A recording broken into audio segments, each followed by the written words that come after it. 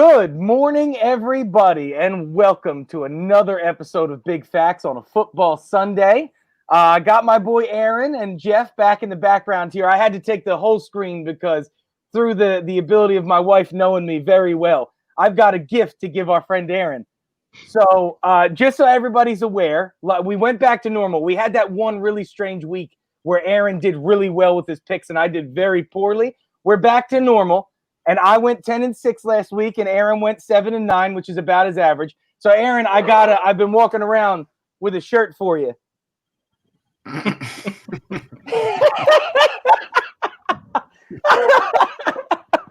was what this was about. That was the thing I've heard 500 times since the Key and Peele skit came out already. I introduced myself. The first thing they go to. Listen, first of all, I was about a 500 guy for the second half of the season, and I did really well the first half of the season. We'll rebound next year. We're in week 17. We got playoffs coming up. I'm excited about today, Justin. There's a lot of different situations going on in the NFL. There's play-in situations, playoff situations, lots of teams resting starters, other people going on COVID lists. So let's first just get into this Eagles game, and then I know we want to talk some Sixers, but we had some breaking news yesterday. Jim Schwartz is contemplating retirement. His contract is up, so he will not be extending his contract with the Eagles, and we are going to need a defensive coordinator. Now, I know Eagles fans have been asking for this for probably the better part of 2 years. Jim Schwartz has played a bend, don't break defense for a long time. They've given up yards in the passing game. He doesn't seem to be able to coach up DBs. What do you make of this move? I'm glad we got a Super Bowl out of it, but even in the Super Bowl, the guy let up almost over 500 yards to Brady. What do you think about this? Who do you have in mind maybe as a replacement? Well, so here's the thing, man. I've got a problem with this that is probably not the same problem that other people are going to have with this. I think that this is creating a much larger problem than people understand, right? So let's look at most of the defenses in the NFL, right? In the National Football League, I'd say 7 out of 10 defenses run a 3-4 scheme now. Jim Schwartz is one of the few guys that runs a 4-down lineman scheme. What Howie Roseman and Doug Peterson and Jeff Lurie have done over the course of the last 5 seasons with Jim Schwartz as the defensive coordinator is build out a roster on the defensive side of the football that's about $30 million over the cap space you'd want it to be, and it's built to be a 4-3 defense. My concern here is the only option that's going to be available to them is an in-house option because they're familiar with the schemes and they're familiar with the personnel. We remember when Juan Castillo went from the offensive line coach to the D coordinator a few years ago. And when that happened, what happened was a new D coordinator with his own scheme tried to force players to play in that scheme out of position. And it did not go well. There's a lot of names that were sacrificed through that, Nnamdi Asomugha being one of them, who somehow was a Pro Bowl safety cornerback every year and in an Eagles uniform was basically not there. Yeah. So I think the problem here that a lot of people, and I don't disagree, this isn't a defensive Jim Schwartz. I'm not upset that he's gone. I just have tremendous concern for the people who are making these decisions as to what they're going to do. I mean, we're already looking at the potential of needing to trade Carson Wentz's gigantic contract, maybe Alshon Jeffries or release him, potentially Jalen Hurts if this draft pick ends up high enough and you have a shot at a guy like Justin Fields. To bring in a guy that runs the opposite scheme and need to move contracts like Fletcher Cox and Javon Hargrave and Brandon Graham is just going to be an almost insurmountable task. I have concern for what this means, but I am excited that there's another voice, and I'm not screaming at Jim Schwartz every week like I have been for 5 years. Yeah, there's a lot to unravel for the Eagles in the offseason. I know there's a lot of moves that they have to make. I'm not one of those guys that really hates the fact that we're paying Brandon Graham what we're paying him if we're about to enter a rebuild mode with a new defensive coordinator. I think he's great for the young guys. I think he's going to be worth his contract next year because of what he showed us this year. The issue is you start playing, roulette with all these guys that have put us over the cap for next year. So, it's obvious that on the offensive side of the ball, Goodwin's probably not going to be back. Deshaun Jackson's probably not back. You're looking at what you can do with Alshon.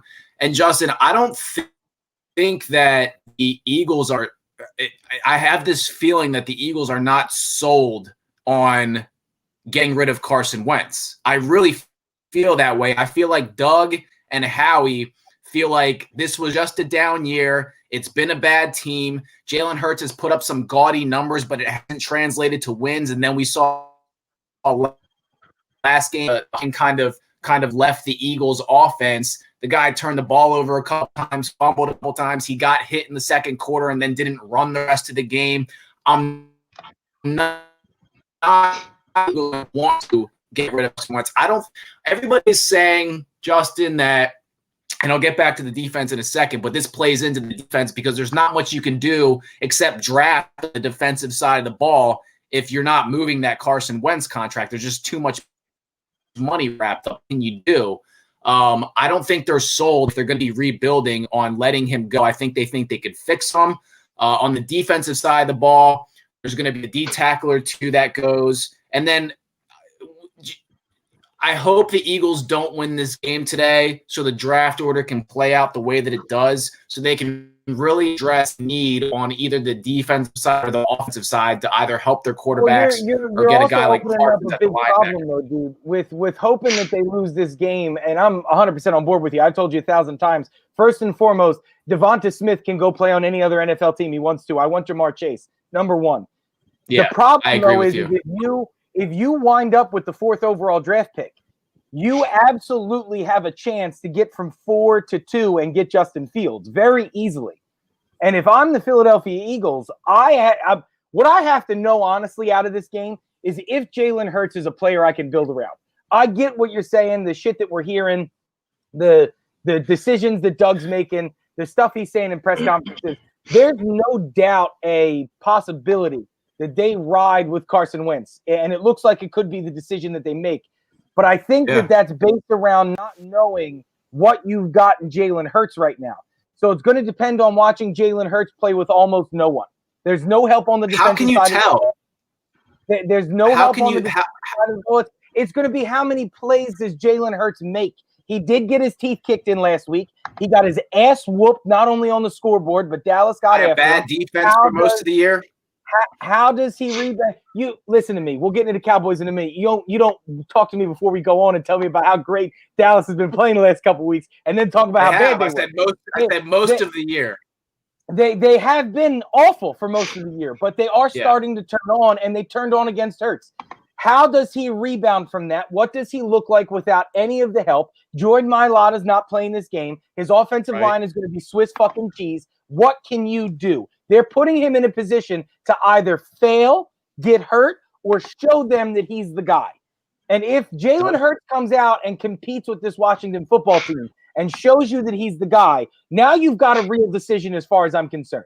Because if you're at number 4, and if you asked me at the beginning of this season, you can either draft Justin Fields, continue with Carson Wentz, or place in Jalen Hurts.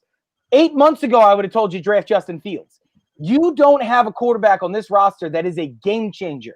That guy went into the college football playoff against the number 1 ranked team, against the number 1 pick, the savior of quarterbacks, the next Joe Montana, Trevor Lawrence, who blows and threw 6 touchdown passes and looked good while he did it, got rocked in the fucking chest and probably broke a rib. That is a franchise quarterback. And if you have the chance at that guy, how do you not take it? My issue with any other year moving up from 4 to 2 doesn't seem like a big deal. This year, with you being over the cap, you not having draft assets, and the money that you're paying players who just aren't worth it anymore, I see the Eagles moving down before I see them moving up. They don't really have anything to give up to be able to get up 2 spots. So I don't see them doing that. Before you continue on that point, that's not true. If you're the Jacksonville Jaguars, right, who do have multiple holes, it's not just the quarterback on that team. They need a lot of shit. They're not passing up that. Just shut the fuck up and wait a minute. What if I call you as the Jacksonville Jaguars and say that you've got 2 and I've got 4? I'm going to give you 4. I'm going to give you Jalen Hurts, and I will sign Zach Ertz and trade him to you to give you a tight end. Jacksonville's 1. Hold up. Jacksonville's 1. Not Jacksonville. I'm sorry. The Jets. The Jets. 2. Yeah. You're going to trade a starting tight end because Zach Ertz is going to have game left in him, who has a contract who's guaranteed. You're going to get a quarterback that showed promise in Jalen Hurts. You're going to get the 4th overall draft pick. So if you get the 4, right, in that scenario, the Eagles wind up with Justin Fields, but the Jets wind up with Jalen Hurts and Devontae Robinson or Jamar Chase or whatever skill position you can build. If you are one of those 2 worst teams, it makes out better for you to take a guy that showed promise and still have a top 5 pick. It does make sense. It's not hard. It's not hard to justify value in this situation. The Eagles are in a unique situation with how good Jalen Hurts has looked. If this was Nick Foles, we would not be able to move anywhere. But you do have the option of using Jalen Hurts if it allots you getting Justin Fields. It just makes sense. Yeah, I can understand your points. I don't see the Eagles moving up in the draft. I don't think they want to give up anything extra in order to do that. If they can get rid of some dead cap money and move up, that's like the best of both worlds. I don't see that happening. Another, and you just brought up Ertz, so this is where I wanted to go with that. So thanks for bringing that up, Zach Ertz. This might be his last game in Philadelphia. And his brother sent out a tweet just wishing him well, saying that, he's a Super Bowl hero and he can't understand why people are so hard on him. I want to put this out there, Justin. Eagles fans aren't necessarily hard on Zach Ertz. They're realistic about the situation, right? Zach Ertz is 30 years old. He catches everything thrown his way. Not this year. Something was off with him this year. The whole offense was off, whatever it is. But Goddard's outperforming him. He's 30 years old. He can't get yards after the catch anymore. And then he wants to be paid like Travis Kelce. So, everybody, I don't understand Zach Ertz and his family. You don't look at yourself as the 30-year-old tight end who's been outperformed by someone younger than him, wanting to get paid like the best tight end of the league and think that the Eagles are doing you wrong. But this is the same situation that's going on with Carson Wentz right now, right? Dallas Goedert will provide almost everything that Zach Ertz does, but he'll also provide a couple things he doesn't because of his youth, because his body's just not as worn down, because he doesn't have a 118 reception season, whatever the fuck that crazy number was he had a couple years ago. Right, yeah. Because Zach Ertz is not a bad tight end. Zach Ertz is no longer the best tight end in the league. He's the 3rd or 4th best tight end in the league, and even then there's an argument. Yeah. So if he wants top 5 money, I don't think that he's wrong, and I don't think that Philadelphia fans are saying he's not worth what he's asking. He's not worth what he's asking of us, because some team will pay him the money and he'll be worth it. But to us, we are now – This is Ryan Howard and Jim Thome. Right now, for me to bring Zach Ertz back on even a 2 or 3 year deal, now I'm holding up Dallas Goedert's ability to get onto the field longer.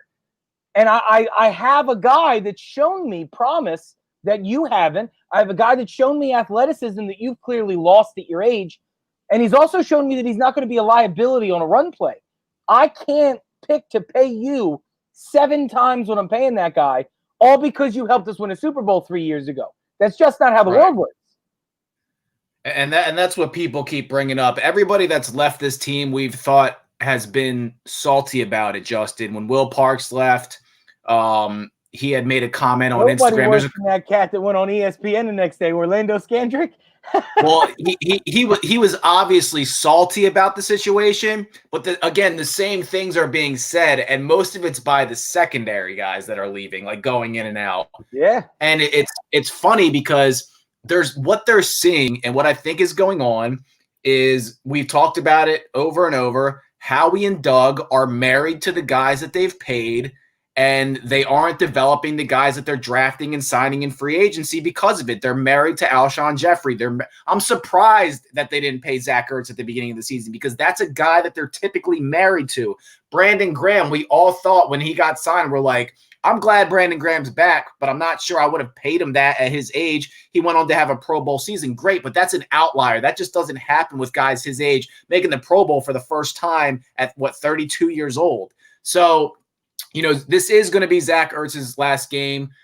He is a Super Bowl hero. We thank him for that. He's had a great career as an Eagle. And to your point, for this team, it doesn't make sense. We can understand wanting to get paid that way. He's played that way for most of his career, but for this team right now, doesn't make sense. You know where I can see him going, actually, though?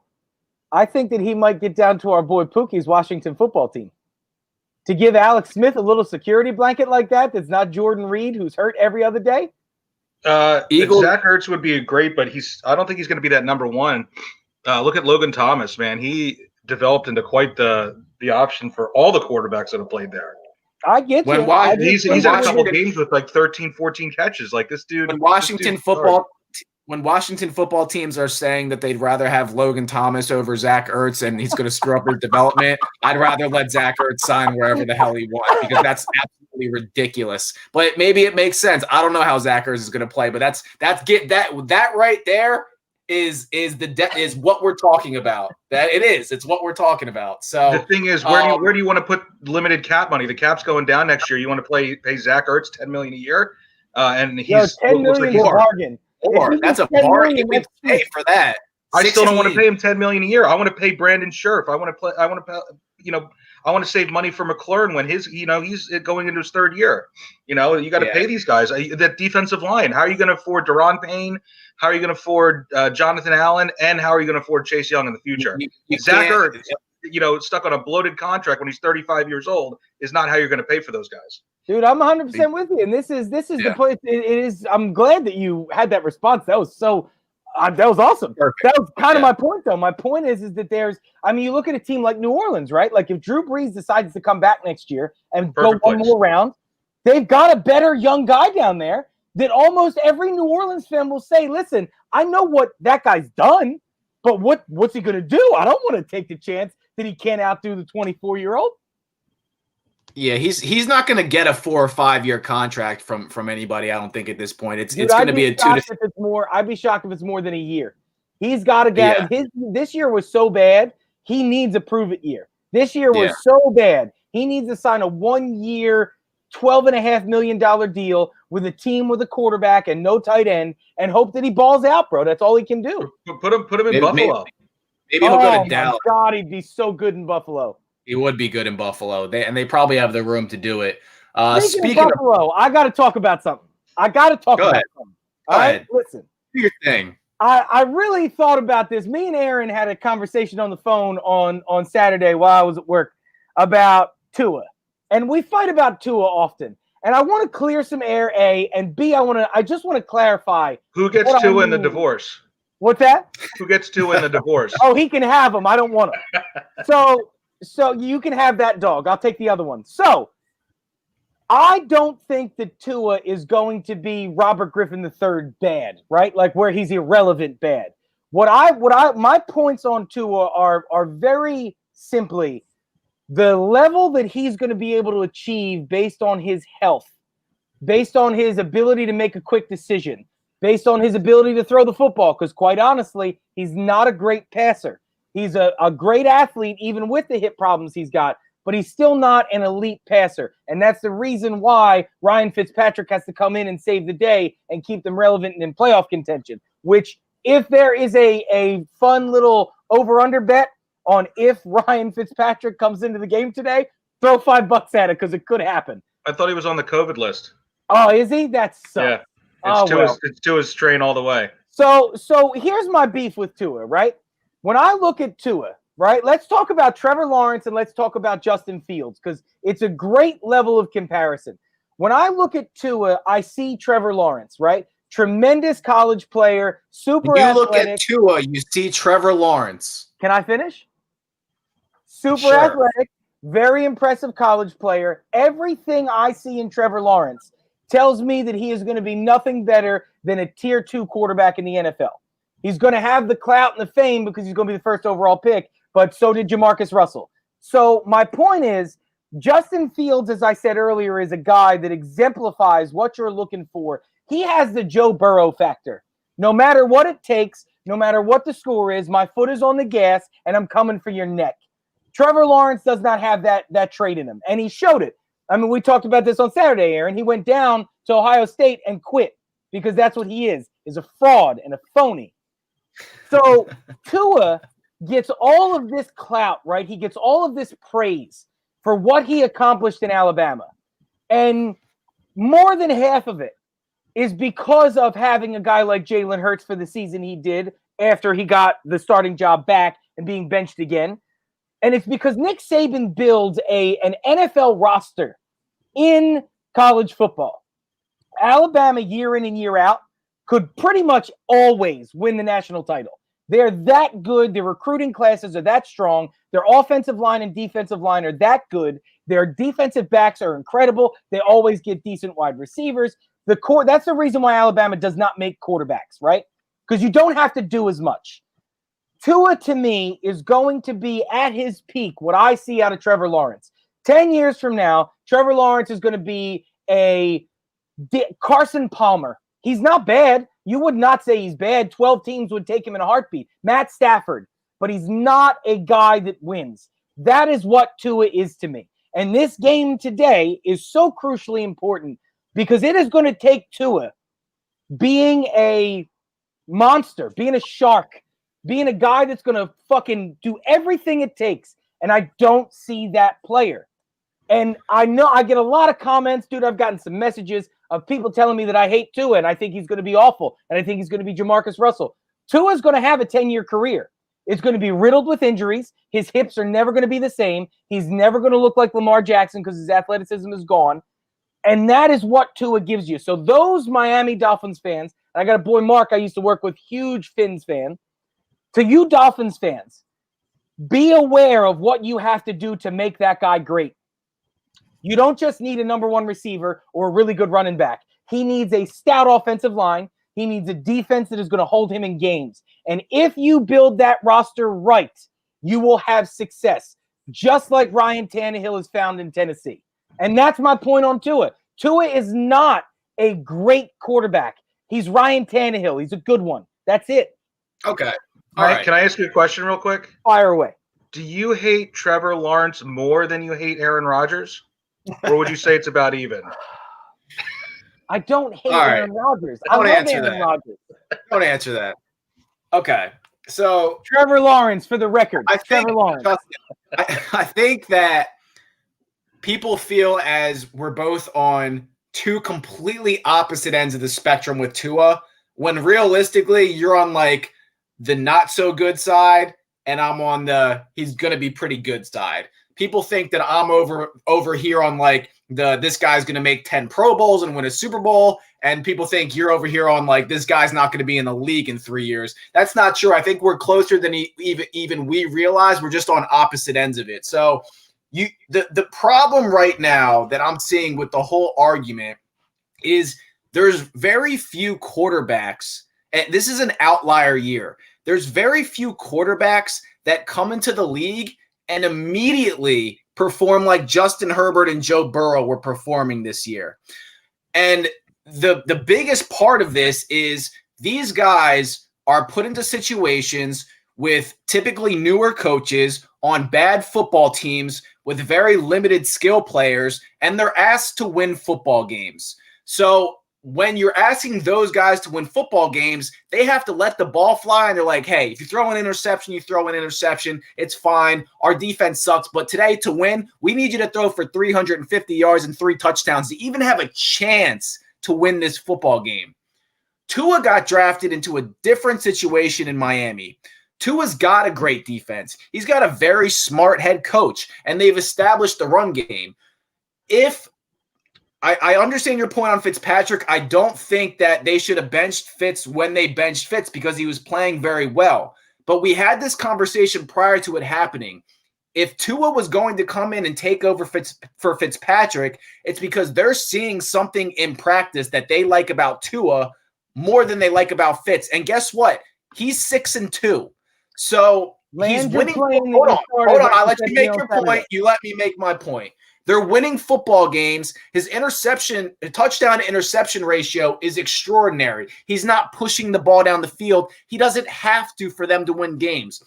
If the Miami Dolphins and their coaching staff thought that Ryan Fitzpatrick gave them a better chance to win than Tua does, don't you think in the last game of the season with the playoffs on the line, with a win and in on the line, they would be starting Fitzpatrick over Tua? COVID list.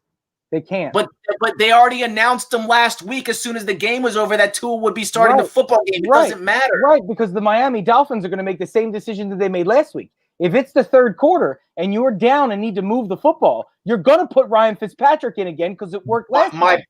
My point is this: it's the same situation that happened at Alabama with Jalen Hurts and Tua. Alabama needed a spark. They put in Tua for Jalen Hurts because Tua was the guy that they saw in practice. By taking out your franchise quarterback. Hold on. He's 8 games into his career, bro. He's 8 games into his career. He's not Justin Herbert. He's not Justin Herbert. When did Joe Burrow get sat to have Cincinnati win a game? Never. When did Justin Herbert get sat? I just said that Tua is not the quarterback they are right now, but they also don't have a defense and a running game to rely on in any of those cities. So he's the only coach in the league doing that. Let me reshape what you just built as a defense, right? Justin Herbert and Joe Burrow go to bad teams with bad players, with not so great coaches, put all on them. And they have, first of all, don't you for a fucking 4-win football team. Don't you for a second try to tell me that if you watch or look at the statistics of who they are as quarterbacks, try to tell me that Tua's numbers. So I should look at Kirk Cousins' statistics? Try to tell me that Tua's numbers and Tua's eye test holds up to either of those two quarterbacks. Because they're not letting him push the ball down the field, Justin. They're a different offense. Because why? Because he's not ready to do it. He doesn't need to. Because they don't want him to turn the football over because they can win on defense. Because he's not capable. Why was Ryan Fitzpatrick benched, bro? Why was he benched? Tell me why was Ryan Fitzpatrick brought in to win a game that Tua couldn't? Hold on. He got benched for 8 games. He was playing well. Why did he get benched? You're the defender, Chief. The burden of proof is on you. I'm asking you a question. Make it make sense to me. Why did they bench him? Tua is incapable of deep. No. That's not what I asked. I said when they benched him at the beginning of the year, when Fitzpatrick was playing well, why did they bench Fitzpatrick? That's a stupid question. We talked about this weeks ago because you spent the 5th overall draft pick on what is supposed to be your franchise quarterback. You're in a season where the New England Patriots are going to be irrelevant. I picked Buffalo, you picked Miami, but we both agreed they'd be top of the division because of how bad the division got. You needed to see what you spent the 5th overall draft pick on. Because Ryan Fitzpatrick was your quarterback. But he got benched. So because you spent the 5th pick on a franchise I understand, and quarterback. all he's done since he came in is helped you win football games. By how? You said it. Wait a minute. He did win football games. Running and defense, not turning the ball over. How did he win? He doesn't turn the ball over. He didn't do a lot. His running back did, and his defense did. That's why Ryan. Wait a minute. That's why Fitzpatrick's been a backup for 15 years. Because Tua is not a franchise quarterback. You do not take out your 6-2 franchise quarterback for a fucking 20-year journeyman because he can't throw the football. So people 8 games into their career don't get any more leash than that. I don't understand it. He reminds me kind of. Let me ask you this question. Can you point out in the last decade a top 5 picked quarterback who got the job over whoever gives a shit on their team that halfway through the season were sat down? He's the first coach. That's a coaching decision. It doesn't mean people weren't playing bad enough to get benched. Has it ever happened before that you can recall? No, it's never happened before. Because when you draft a franchise quarterback, that's not accurate at all. When you draft a franchise quarterback 5th overall, he plays the fucking game. What are you talking about? That's not accurate. Yeah, he has, but Miami's coaches have made the decision to allow them to do that, and they're okay with he it. is incapable of pushing the ball down the field. He's not incapable of it. Ryan Fitzpatrick's just better than him at doing it right now, pushing the ball down the field. And you're trying to tell me a guy is a franchise quarterback while saying any part of being a quarterback, oh, well, Ryan Fitzpatrick's better. I'm telling you that they trust a 15-year vet to push it down the field more than they trust a guy 8 games into his career. They drafted Tua 20 spots too high. We're gonna wait. Maybe he might be an end of first round guy, but he's not a bad. You're making him like saying he can't do it. Ryan Tannehill. Ryan Tannehill's not a guy that pushes the ball down the field. They win now, because but you just made a good point. Ryan Tannehill in Miami was an awful, not a very good QB. He had sparks where he was a good QB, and now he's great in Tennessee with the right coaching, a running game, and a decent defense, and some playmakers on the outside. I also said that Carson Wentz is that same quarterback. Is Carson Wentz a great quarterback? No, not anymore. Right. So Tua's not a fucking great quarterback. You're agreeing with me. 8 games and you're telling me I'm wrong. That's not even a fair comparison. We're talking about 2 completely different guys. We're talking about quarterbacks who are similar in their arc. Carson you have to understand the game plan for Miami. That does not matter. If you have a franchise quarterback, you spent the not everybody's a franchise quarterback 8 games into their career. Jesus, Tannehill wasn't. Alex Smith wasn't. There's a ton of guys that were not. Derek Carr wasn't. Alex Smith and Ryan Tannehill and Derek Carr are franchise quarterbacks now? They've been franchise quarterbacks. They're not. I didn't say they were elite. Shit. You're confusing elite with franchise, bro. Aaron Rodgers. There's franchise quarterbacks that aren't elite. Stop. Aaron Rodgers, Russell Wilson. Those are elite quarterbacks. You're mistaking the words. Josh Allen. Kyler Murray. Elite. Those are elite quarterbacks. Kyler Murray's an elite quarterback now? Kyler Murray? I just said Kyler Murray, but you couldn't hear because you were telling me I was wrong about the first 4. Kyler Murray, Lamar Jackson, they're franchise quarterbacks. Lamar Jackson can't throw a football more than 6 yards. But you know what he does? He runs for 140 fucking yards and wins games like Michael Vick did. They are franchise quarterbacks. What the word franchise means is game-changing. In Tennessee, Ryan Tannehill. You can win. It means you can win with them. Is what it means. In Tennessee, I'm telling me to shut the fuck up. First off, tell me to shut up. In Tennessee, Ryan Tannehill's not the franchise quarterback. Derrick Henry is the franchise player. That's what Tennessee. Tannehill's the franchise quarterback. Nah, bro, you're wrong. You're wrong. He wins football games. Never will you ever convince me, Ryan. So you're starting a franchise. Just because you yell doesn't make it right. You're starting a franchise. Aaron Barrison has a franchise, and he has to pick a quarterback with the first pick. Ryan Tannehill's in your discussion? What kind of question is that? You're talking about you're asking me who's the best quarterback in the league versus who's a franchise quarterback. We're just going back and forth. You're not even having a conversation anymore. We're making dumb comparisons. Ryan Tannehill. Ryan Tannehill has proven you can't build a team with him. You need Derrick Henry, who might be the best running back since LaDainian Tomlinson. Ryan Tannehill's like 17-7 and since or like 20-10 since he came to Tennessee. Derrick Henry. Okay. Well, he's still a franchise quarterback, is he not? Can he not win football games consistently? Can he not make the playoffs consistently? That's a franchise. Can you show me one game in the last 2 years that Ryan Tannehill won? I can show you fucking 5 this year. That Ryan Tannehill won. Yeah, I can. Absolutely. Okay, bud. Whatever you say, Chief. You want to talk about him?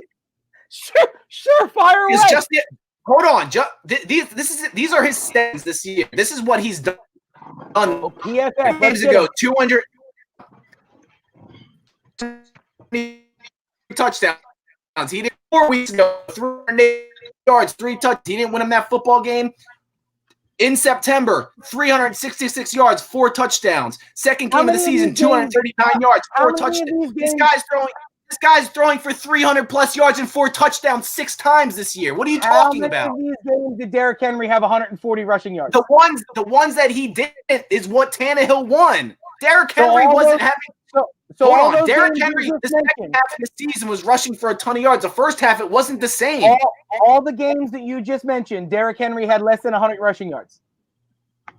I don't know. I'm not looking at everybody's stats, but you're Of telling course me he didn't, because Derrick Henry is the one You're that they telling- play through. you're telling me that 300 yards and 3 touchdowns is not a franchise day. You're out of your fucking mind, dude. You're out of your mind. My If point you is, said is think If we Ryan said Tannehill- Mahomes was throwing for 300 yards and 3 touchdowns, you'd say he won him the football game. You're not. Hey, Josh Ryan- Allen does that, and he wins football games. Josh Allen and Patrick Mahomes don't have Derrick Henry to set the tone. Take Ryan Tannehill out of Tennessee and drop him anywhere and tell me where he succeeds. I'll wait. He only had one shot in Miami, and he was injured for most of it. Oh, come on, bro. His problem in Miami wasn't that he was hurt. He was He bad. got hurt 3 times, dude. And when he wasn't hurt, he was bad.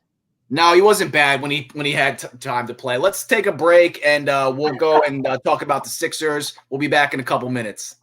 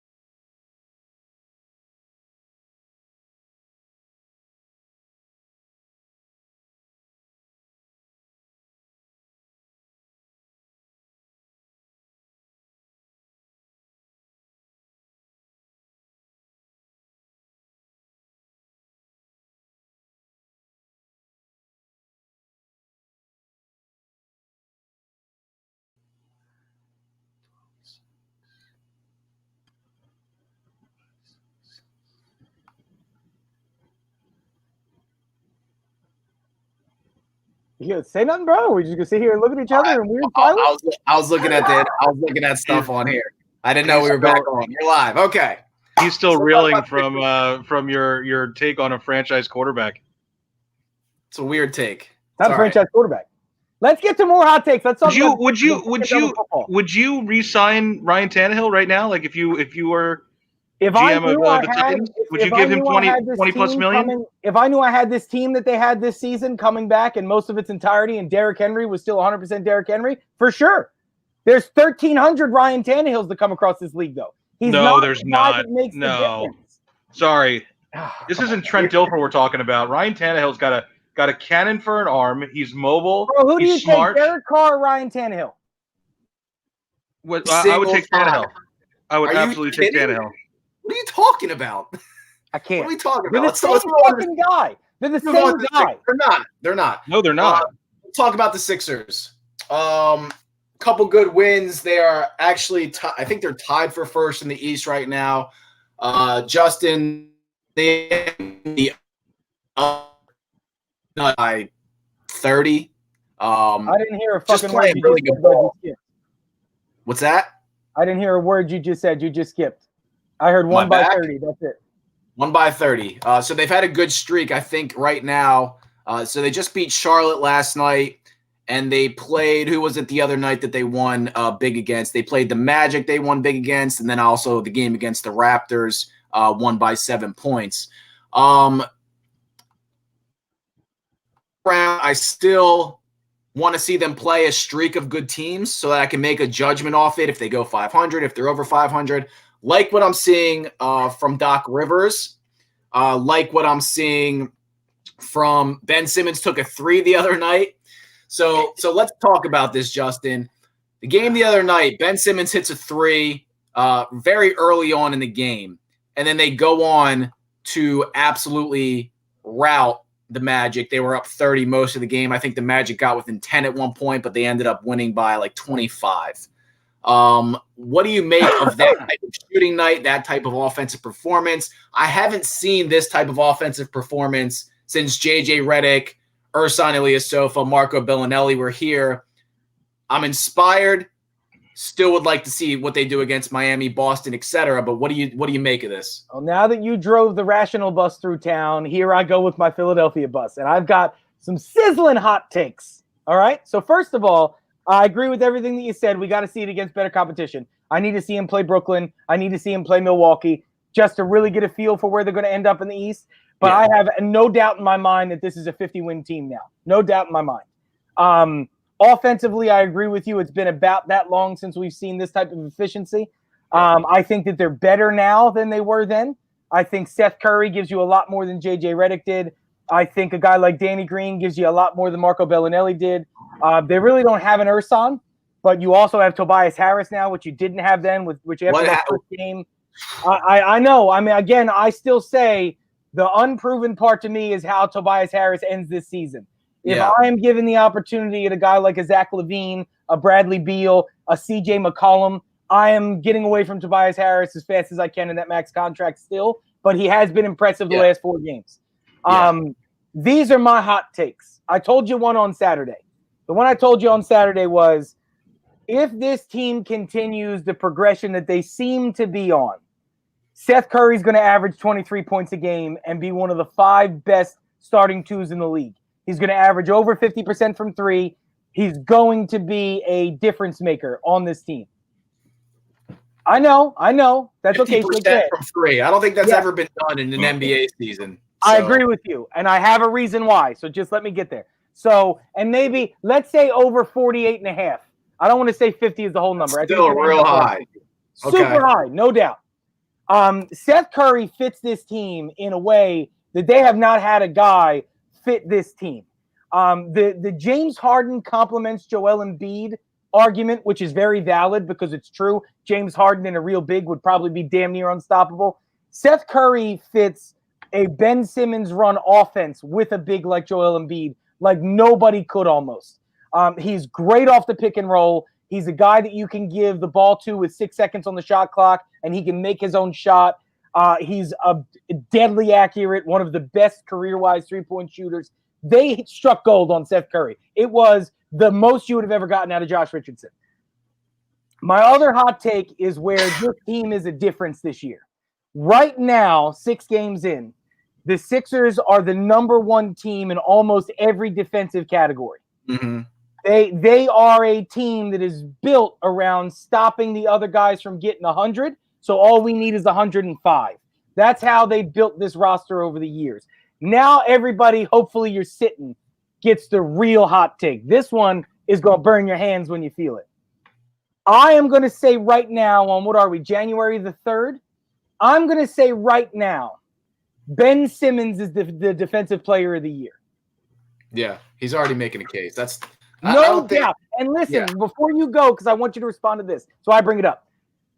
If I say to you, Aaron, I have been 9 months into the future, and Ben Simmons is the defensive player of the year. He averaged 2.5 blocks a game, 2 steals a game, shut down everybody, locked down everybody, and I'll tell you that they made the finals. I won't tell you how it ended. I'll say they made it.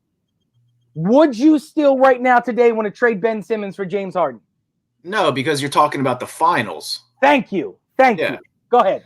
You're talking about the finals, and that's the goal, is to have a chance to win the NBA finals. The problem I've always had, and what I talk about, and not always, really in the past 2 years, because I tried to give him some leeway his first couple years in the league to shoot the ball, and he just didn't do it. The problem I have is watching this team struggle on offense in the half court when they get to the playoffs and not be able to make it past teams that are defensively dominant.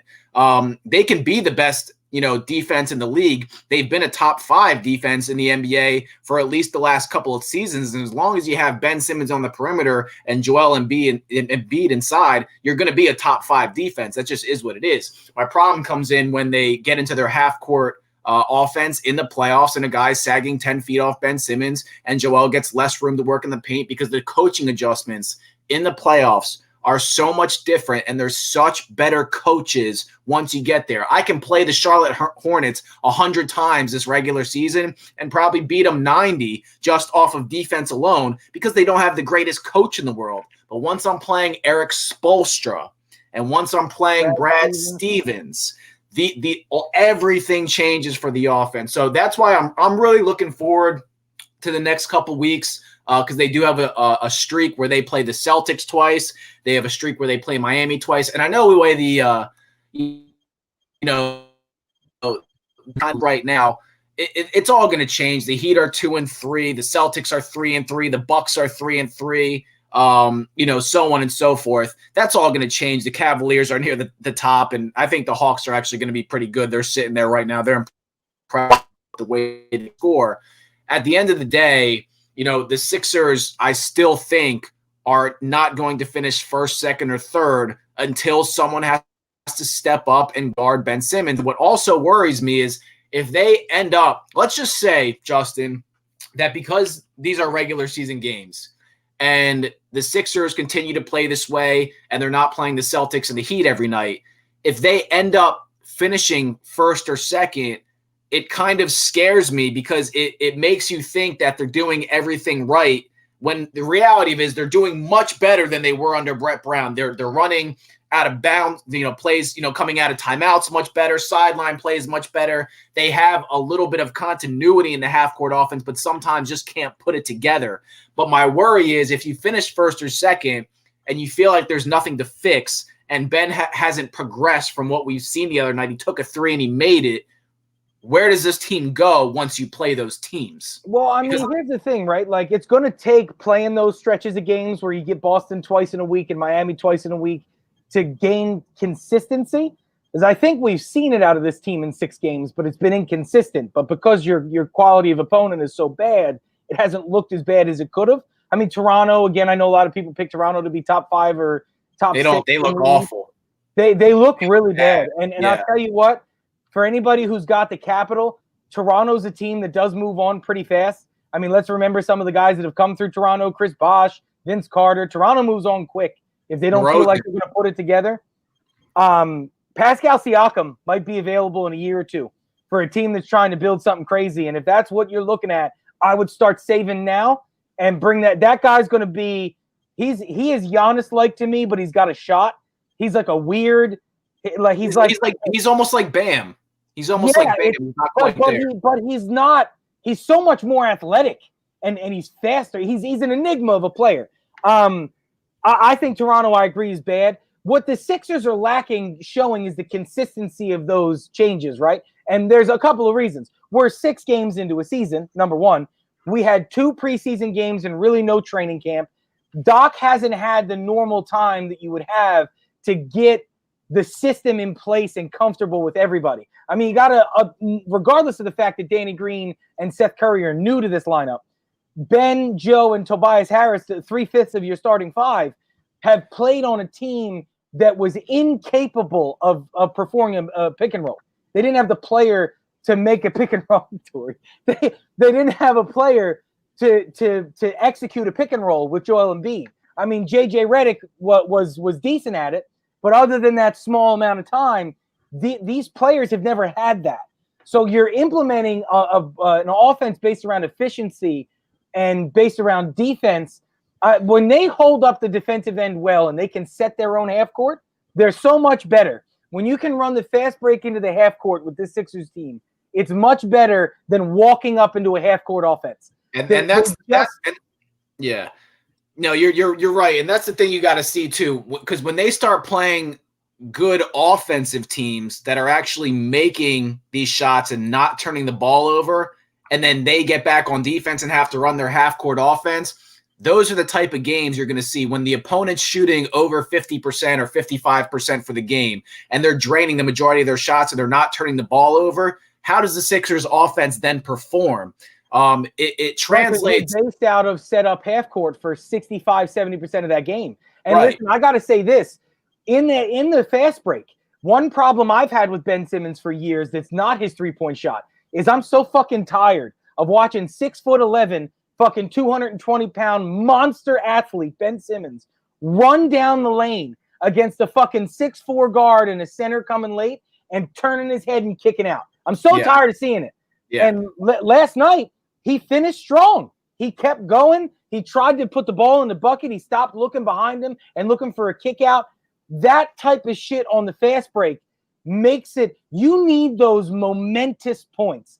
2 points very rarely makes a game in the second quarter. But if you got Ben Simmons running down who posterizes a fucking Rudy Gobert, that creates momentum. That creates excitement. You need strong finishes for a million reasons. And it also opens up the outside on the fast break. So when that happens, you have a better opportunity at getting Seth Curry an open shot, at getting Danny Green an open shot. Or my third sizzling hot take, Shake Milton is going to be the sixth man of the year.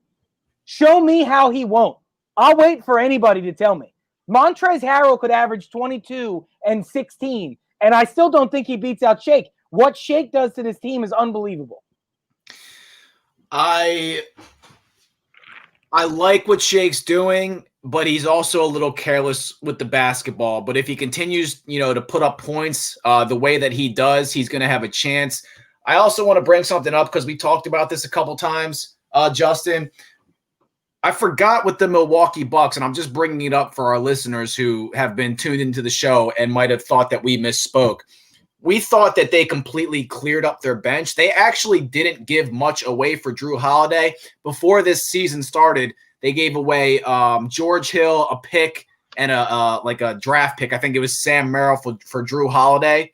But the trade that they were going to give up Dante DiVincenzo and the rest of their bench fell through. So their depth isn't as bad as we've actually been talking about. So I just wanted to clear that up. They're going to be another team to compete with down the road. I think Ben Simmons has a very good chance to win Defensive Player of the Year.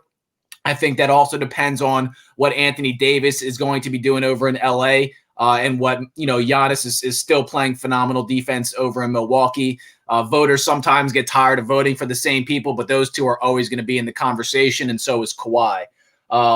Hate the Clippers this year. I think they're an awful team. I'm listening. I'm listening. Let me pivot for a second because I think we're both pretty high on the Sixers right now, but still want to see them play some teams. We agree on that, and we agree on a lot of other things with them. I've been hearing people talk about – so they lost Montrezl Harrell, and I've been hearing people talk about Nicholas Batum like he's going to be the missing piece on the Clippers. And it's driving me nuts. I think it was Richard Jefferson's one of the announcers for a lot of these NBA games. He's like, Batum's going to bring. And I'm like, what are you talking about, man? This guy, the guy can score 20 points, but he's older. He's unathletic. He's not a great shooter. He's a good shooter. The Clippers are not going to be in the discussion in the Western Conference. The Lakers still look very dominant. I am very curious to see Ben Simmons match up at some point this season with a couple guys. One of them is Jason Tatum. I'm looking forward to that matchup. He's probably going to be guarding Jason Tatum most of those games against the Celtics.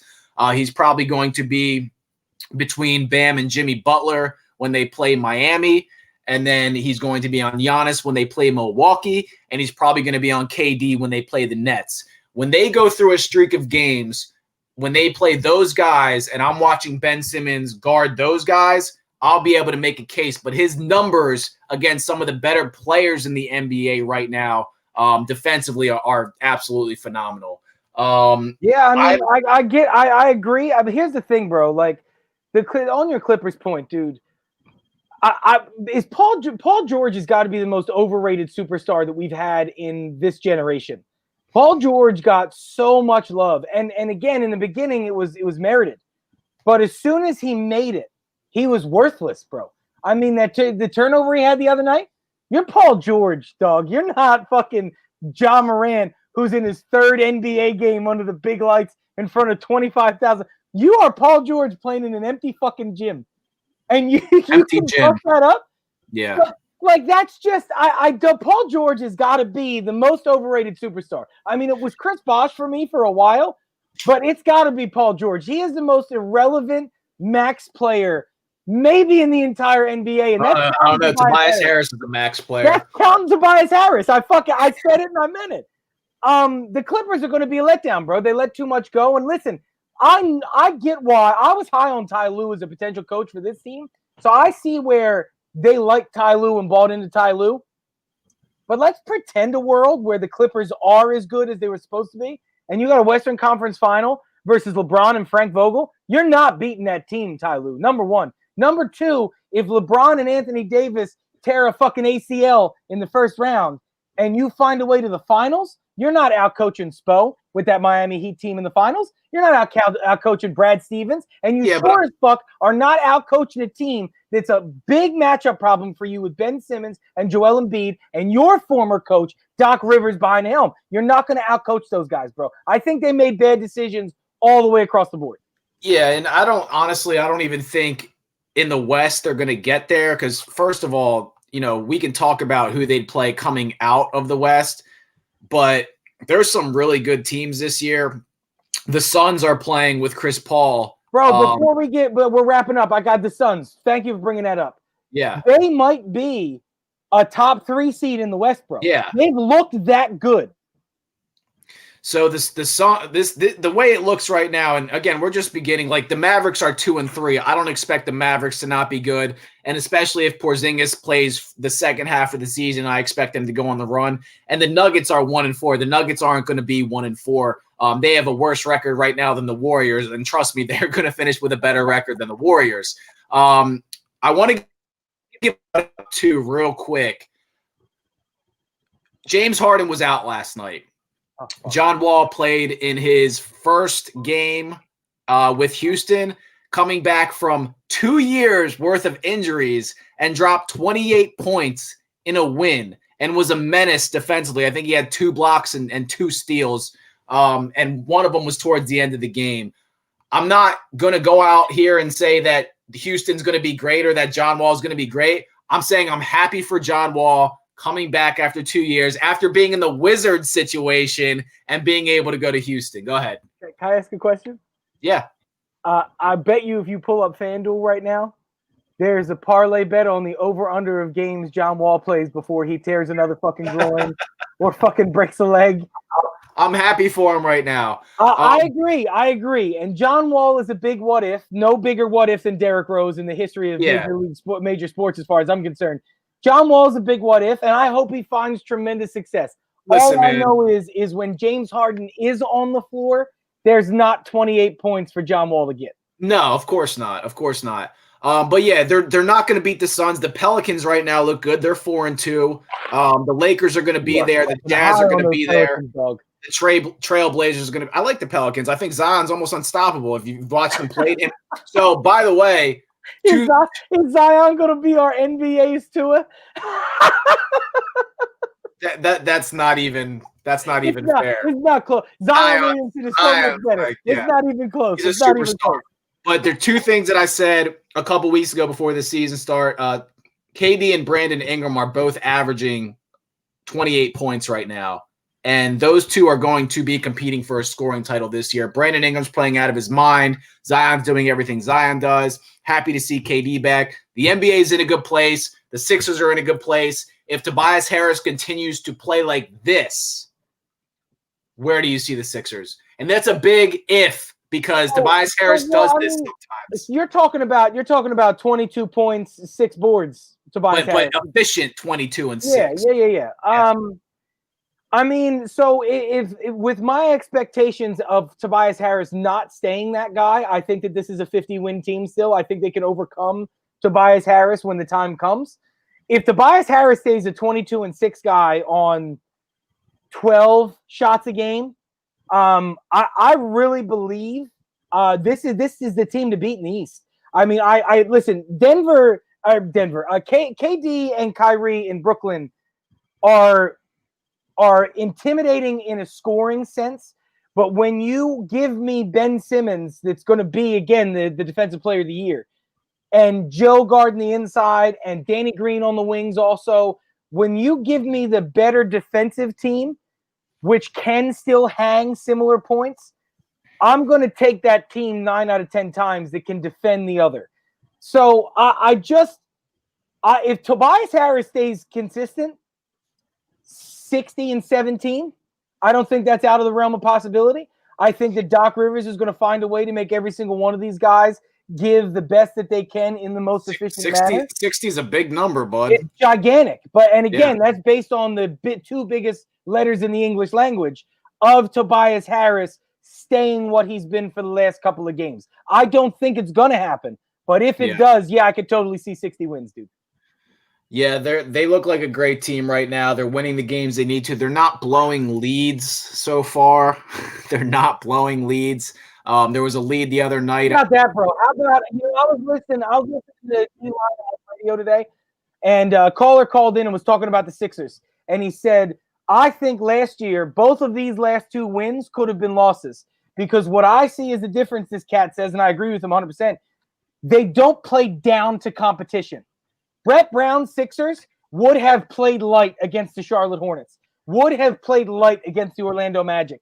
And these motherfuckers didn't, bro. You're up 20 points in the second half of the game, and Joel Embiid is getting pissed off that they're missing open shots. That didn't happen in the last 5 years with Brett Brown as the head coach. It just didn't.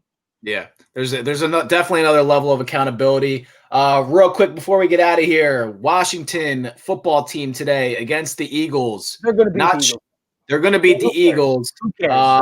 I really hope if there's one day I'd like to lose a division, I'd like to give it to Washington in a game where Alex Smith is playing. And it's going to be – I'm going to watch the game not because I'm very interested in the game, but specifically to hopefully watch Alex Smith clinch a playoff spot. We'll see before that between the Giants and the Cowboys who wins that game, and then our game will be riding on who makes the playoffs. So it will be fun to watch. Hey, Ron, hold up. Jeff, as a fan of the Washington football team, I have an idea of the outcome if they win tonight in the playoffs with Alex Smith. But as a fan, what do you think they do? Do you think they win a game? If Alex Smith is healthy, I think they could. They're a different team with him in there. And I think you see it with like Ron Rivera getting rid of a quarterback on his rookie contract. When was the last time that happened? Dude, it hasn't since they went to this system. And it's like he's sending a message. He believes in his team. He believes his team is good enough, and that's why Dwayne Haskins is gone. I think the rest of the team plays harder than any other team in the league. Bro, and the Washington defense is so fucking nasty that if you win a playoff when they're ahead. I agree. Or in the beginning of the game, which is where you got to try to knock off one of these really elite quarterbacks. If you win a game and find a way to have to play like a Green Bay, a Seattle, there's a chance every single week from here on out for the Washington football team to make a quarterback uncomfortable enough where they're not going to be gone and out of it. And if Alex Smith is on his game, watch out for the Washington football team. Like, remember, I said this is good. This is the best story in football, and then Dwayne Haskins came in and bored us all to death. And now it's back to being the greatest story in football again. Head coach beats cancer, doesn't miss a single game. Quarterback almost dies, almost loses his leg, comes back 2 years later, and he's about to make the playoffs. Washington will win this game. They will go into the playoffs, and they're going to be a tough out. I hope they do, because I want the draft pick. We'll talk more about that draft pick on Wednesday when we find out where the Eagles fall in this draft. We'll get a little clearer idea. We know who will and won't be back at this point, but there's some other variables to work out after that. Any closing thoughts, Just? Well, just one more again for people who missed it. There's no way that I know he said Eagles win. The offense is so bad, man. Yeah, the line is so bad. A lot of people, the Eagles are sitting players. We didn't get into it because it's again unnecessary, and we want them to lose. There's like 11 Eagles starters that are out just because they're out. They're not going to win. Their DBs are already out, so this is on top of that. Last year, Washington loses this game, but they are much tougher under Rivera. No chance that they lose this game. No way. No. Matter of fact, my closing thought: don't be surprised if this game this week for the Philadelphia Eagles is played like a preseason game and Jalen Hurts plays the first and second quarter and Carson Wentz comes out of the locker room. Don't be shocked because they do need to know what they've got. Other than that, Merry Christmas, Happy New Year to everybody. I missed Wednesday last week because I have too many fucking kids and shit to do all the time.